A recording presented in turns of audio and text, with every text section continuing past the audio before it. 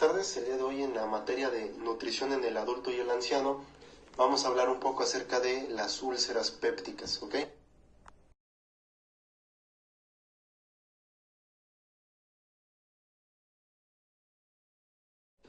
Entonces, para empezar, cuando una persona tiene sus mucosas gástricas o duodenales saludables, obviamente van a estar protegidas por la acción digestiva del ácido y de la pepsina. ¿Por qué? Porque secretan moco, ¿no? Secretan esa mucosidad que protege a estos órganos.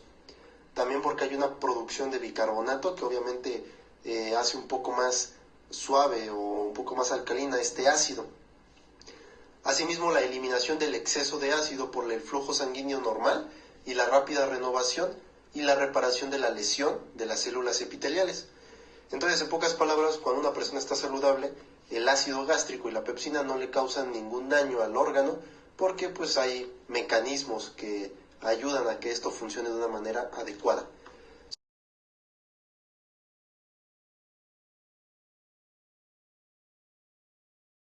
Sin embargo, ¿qué es lo que pasa cuando se producen estas úlceras pépticas? Estas úlceras pépticas se producen cuando hay una ruptura de estos mecanismos normales de defensa y de reparación y se diferencian de úlceras gástricas o duodenales pues de la localización en donde se produzcan estas úlceras, ¿ok? Entonces, esta úlcera puede penetrar solo en la superficie de la mucosa, es decir, puede ser algo meramente superficial, no tan grave, entre comillas, o se puede llegar a extender hasta el músculo liso del órgano. Incluso se puede llegar a penetrar la pared exterior del estómago o del órgano, o sea, puede ser algo relativamente leve, o sea, solamente la mucosa interna, o puede penetrar hasta la parte exterior del estómago, o sea, hacer un hoyo de lado a lado prácticamente en el órgano.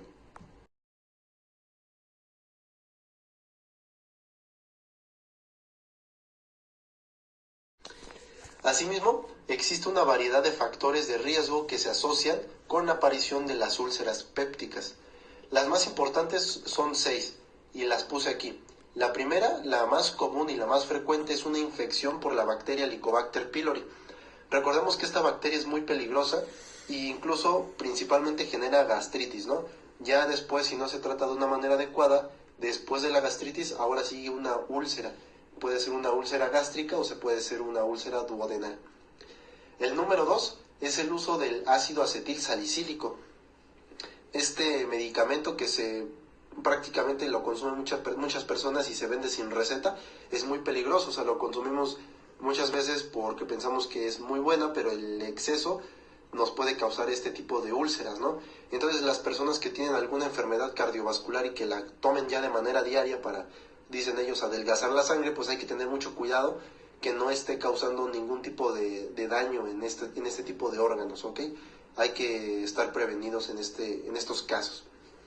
El número 3 son otros antiinflamatorios no esteroideos y corticoesteroides. Estos medicamentos también pueden generar algún tipo de úlcera, pero principalmente el ácido acetilsalicílico. El número 4 son las enfermedades graves. El número 5 es el tabaquismo. El tabaquismo también es muy frecuente en estos casos.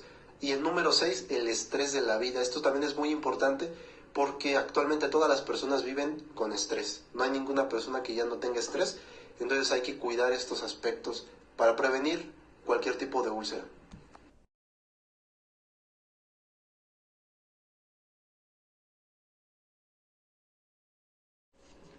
Bueno, ahora vamos a hablar específicamente de las úlceras gástricas, de cómo funcionan. Bueno, prácticamente se asocian a una gastritis generalizada, es decir, que principalmente una úlcera gástrica proviene porque existió una gastritis y obviamente lo más común, como ya he comentado, es por esta bacteria que es muy común, ¿ok?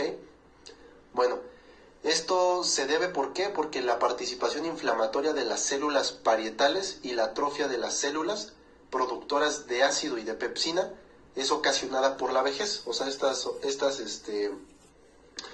células se van atrofiando por cuestiones naturales, ¿no?, de la vejez.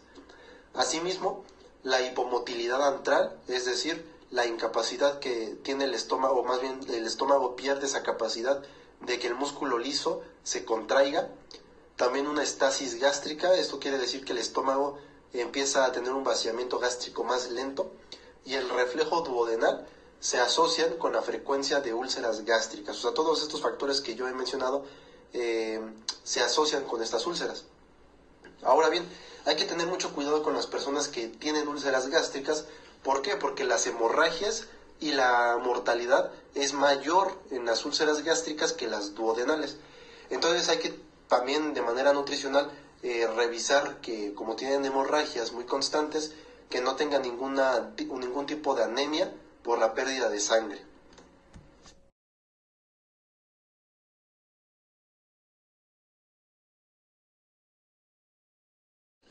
En cuanto a las úlceras duodenales, existe un aumento de la secreción del ácido durante todo el día, acompañado de una disminución de la secreción de bicarbonato. Entonces, si este bicarbonato se deja de producir y se produce más ácido gástrico, por ende, va a haber un pH muchísimo más ácido en esta parte y va a generar más daño. Se producen en los primeros centímetros del bulbo duodenal, inmediatamente inferior al píloro, y después puede producir una metaplasia gástrica. Hay que tener mucho cuidado en estas personas con úlceras duodenales, porque con el paso del tiempo pueden llegar a generar un cáncer en el estómago, ¿no? ¿Por qué? Dice que puede producir una metaplasia gástrica. ¿Qué es una metaplasia gástrica o una metaplasia en general? Bueno, es cuando las estructuras del tejido, cambian, o sea, cambian su estructura, y se puede tomar como si fuera un paso antes para una neoplasia. ¿Qué quiere decir eso? Pues un cáncer, ¿no? Entonces hay que estar de manera muy puntual ahí, prevenir cualquier tipo de cuestión o de complicación para evitar que se